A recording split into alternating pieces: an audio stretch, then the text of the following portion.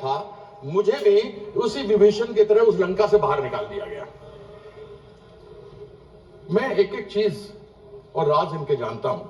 मैं उस विषय पर अधिक नहीं जाऊंगा। महिलाओं के बारे में क्या इनकी राय है वह भी मैं जानता हूं।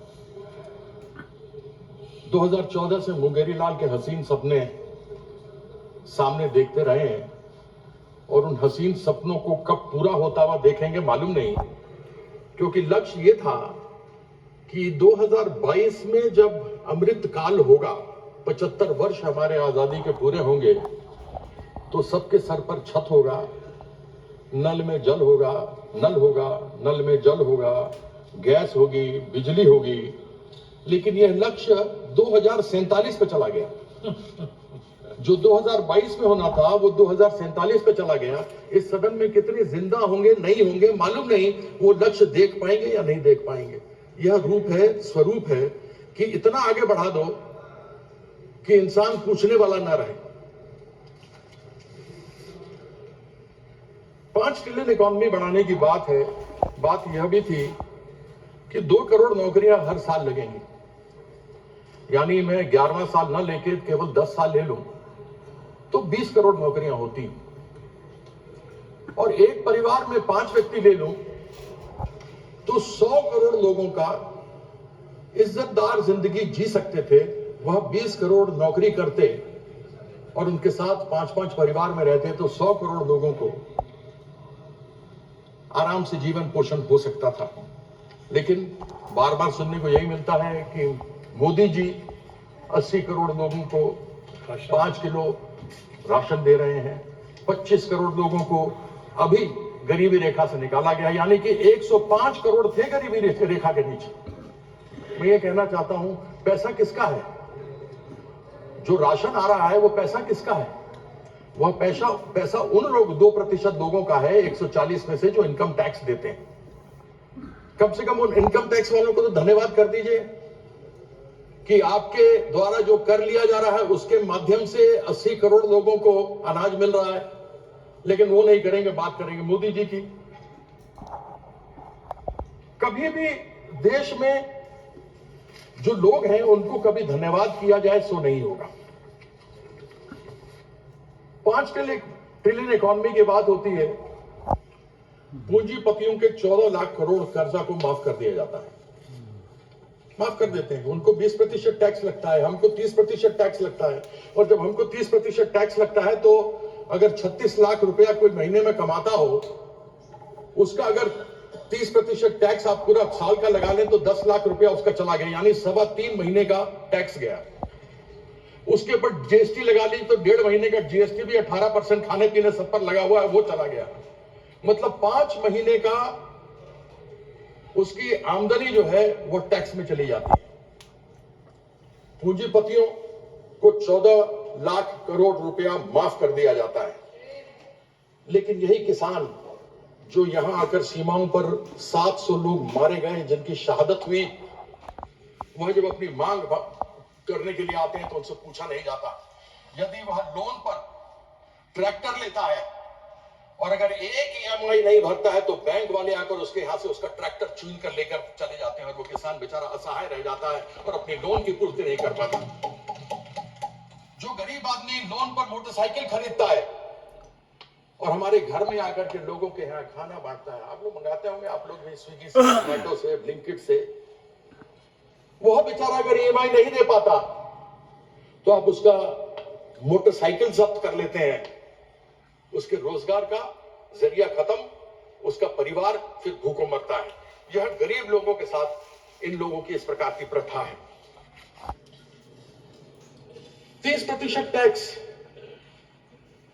2 करोड़ लोग, 2% यानी 2.8 करोड़ लोग, 140 करोड़ लोग में 2% लोग इनकम टैक्स देते हैं, यानी 2.8 समझिए 3 करोड़ लोग देते होंगे, 3.5 करोड़ देते होंगे, 4 करोड़ देते होंगे।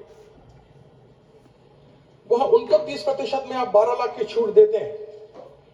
लेकिन एक गरीब आदमी जिसको आप 80 करोड़ लोगों को जो 5 किलो अनाज देते हैं, उसको तो न तेल मिलता है, न मसाला मिलता है, न उसके पास गैस खरीदने की क्षमता है, वो बेचारा क्या करे? ऐसे में जीएसटी पर तेल हो, साबुन हो, घी हो, पनीर हो, दूध हो, आटा हो, चावल हो, सब पर आपने जीएसटी लगाया होगा। और वो जीएसटी चाहे पूंजीपति हो, चाहे मध्यम वर्ग का आदमी हो, चाहे गरीब आदमी हो, सब कोई बराबर से देते हैं। अगर डायरेक्ट टैक्स जिसमें फायदा केवल वह 2% लोगों को हुआ जो इनकम टैक्स दे रहे हैं, अगर इनडायरेक्ट टैक्स में यानी जीएसटी में यदि कमी की जाए तो फिर सब 140 करोड़ लोगों को फायदा हो सकता है, उनके खरीदने की क्षमता बढ़ सकती है। लेकिन वो सोचेंगे नहीं। मैंने एक बार पूछा था, यहां राज्य मंत्री जी बैठे हैं, इनसे मैंने कहा था कि आप क्या करते हैं, जीएसटी में कमी क्यों नहीं लेकर के आते हैं? तो मुझसे खड़े होकर इन्होंने जवाब दिया कि पश्चिम बंगाल का भी नाम जीएसटी में है। सर मैंने कहा यहां बैठे हुए उनको दिखाया, हुजूर आपके बिना मैं कहीं जा ही नहीं सकता। आपके बिना कहां जाएंगे मालिक? इन्होंने जवाब दिया कि पश्चिम बंगाल भी उसी में है। बिल्कुल मैं मानता हूं कि पश्चिम बंगाल भी उसी में है। टोटल 31 है राज्य, जिनमें से 20 यानी 16 में बीजेपी और 4 और मिला दे तो एनडीए मिलकर के 20 राज्यों के अंदर इनकी सरकार है। 11 राज्य वो गैर भारतीय जनता पार्टी के हैं, टोटल हुए 31। साथ में इन्होंने प्रावधान जीएसटी में किया हुआ है कि केंद्र सरकार जिस दिन जीएसटी की मीटिंग होगी, जितने सदस्य बैठे होंगे उन सदस्य की 1/3 वोट का पावर सेंट्रल गवर्नमेंट के पास होगा। यानी अगर मान लीजिए 31 का फुल हाउस हो, उसमें से 1/3 इनको हो तो 10 हो गया, 21 से 10 31 हो गया, 11 तो फिर जब आपके हाथ में इतनी ताकत है, आप जीएसटी काउंसिल की बात करते हैं।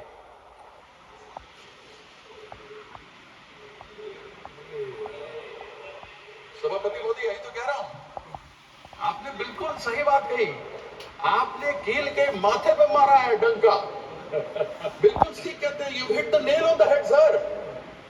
31 लोग इनके हैं, अगर इनके वोट में 10 मिला लूं तो 21 इनके राज्य, 20 इनके राज्य, 10 उसके ऊपर 31 लोग आए हैं, वो 30, 11 विपक्ष के, तो 30 लोग बैठे हुए हैं। तो फिर तेल, घी, पनीर, दूध, आटा, चावल पर तो ये कम कर सकते हैं क्योंकि इन्हीं की मेजोरिटी है।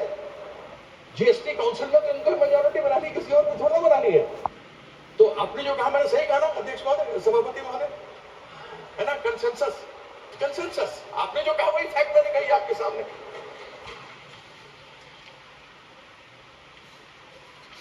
एक बार हमने सुना प्याज की बात, हमने सुना कि माननीय वित्त मंत्री महोदया ने कहा कि उनसे पूछा गया कि प्याज के दाम बहुत बढ़ गए हैं। उन्होंने कहा मैं प्याज खाती नहीं इसलिए मुझे दाम मालूम नहीं। सभापति महोदय, पेट्रोल और डीजल तो हम लोग भी नहीं खाते, लेकिन दाम तो मालूम है। Petrol diesel, yes, no we don't eat petrol diesel like she doesn't eat onions, but yet we know the price. Price तो हमको मालूम है साहब कि पेट्रोल डीजल के दाम क्या है। और सेंट्रल गवर्नमेंट ने पेट्रोल डीजल के अंदर पेट्रोल में 19.9 प्रति लीटर का एक्साइज लगाया हुआ है, डीजल में 5.8 रुपए प्रति लीटर का इन्होंने एक्साइज लगाया हुआ, ये बढ़ाया है इन दिनों। जिस समय स्वर्गीय मनमोहन सिंह जी हमारे प्रधानमंत्री थे, उस समय कच्चे तेल की कीमत $112 प्रति बैरल थी। तब उस समय दिल्ली की बात करता हूं, 65 रुपए प्रति लीटर पेट्रोल था। जिस समय माननीय नरेंद्र मोदी जी यहां पर प्रधानमंत्री बनकर के आए, उस समय कच्चे तेल के बैरल की कीमत $60 प्रति बैरल थी। और उस समय तब बात चलती थी और हम भी खड़े करके चिल्लाते थे, बहुत ही महंगाई की मार, पेट्रोल डीजल की मार, अब की बार टन टन टन सरकार। अब वही बोलना पड़ेगा ना, क्योंकि हुआ कुछ नहीं। हम यही बोलते थे। तब था 60 रुपए प्रति डॉलर बैरल। मनमोहन सिंह जी के समय था $112 प्रति बैरल। तब था 65 रुपए उसके बाद वो 60 से बढ़कर आज हुआ है 225 में 80 रुपए प्रति बैरल। लेकिन पेट्रोल और डीजल सेंचुरी मार रहा है बेचारा विराट कोहली और रोहित शर्मा मारने में उसको बहुत मुश्किल है। तो 3 साल से सेंचुरी पर बैठे हैं, क्यों नहीं कम करते एक्साइज? करते कम, और नहीं तो ले आए जीएसटी में, और फिर इन्हीं की है मेजोरिटी। 31 राज्य 10% और मिला लीजिए, 31 के 41 में 31 ही है, 31। अच्छा, लोगों को बोलना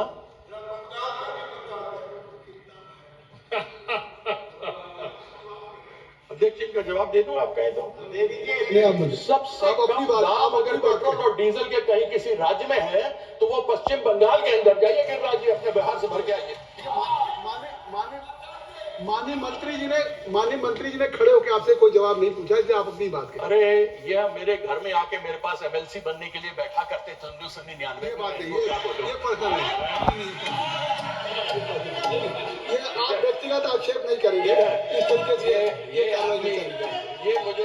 ये मुझे बताएंगे। इनको बात करने के तरीका नहीं, इनको बात करने का तमीज नहीं। माननीय कीर्ति आजाद, यह भारतीय जनता पार्टी के संस्कार है, ये भारतीय जनता पार्टी के संस्कार है। जिनको बात करने का तमीज नहीं, अपने से बड़ों से कैसी बात की जाती है इनको ये नहीं मालूम। आप अपने सदन में किस तरीके से बात की जाती है इनको ये नहीं मालूम। ये तुम करके बात कर रहा है, मैं इनसे आप करके बात कर रहा हूँ, लेकिन इनका भगवान कुछ नहीं कर सकता, इनका कुछ नहीं कर सकता। ठीक है, ये देखिए आप करके बोलते हैं।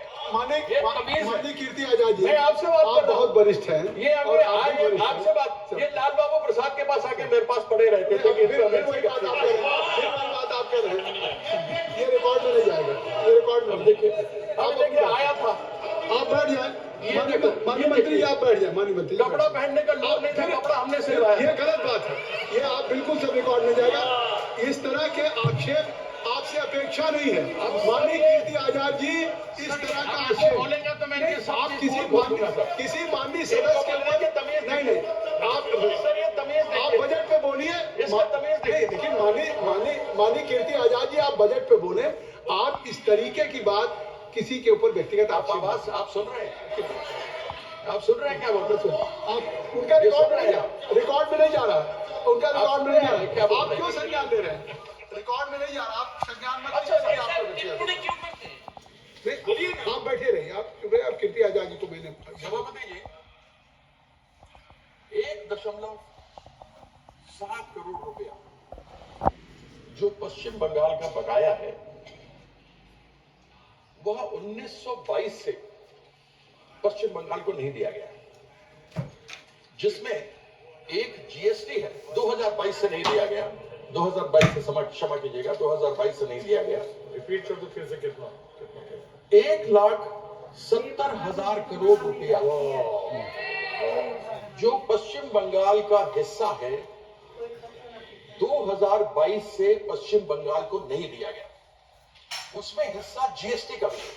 जीएसटी फेडरल इकोनॉमी है तो फेडरल जीएसटी तो आना चाहिए। आपने आवास का पैसा नहीं दिया, वो पश्चिम बंगाल के नेत्री ममता बंदोपाध्याय ने लोगों का आवास को दिया।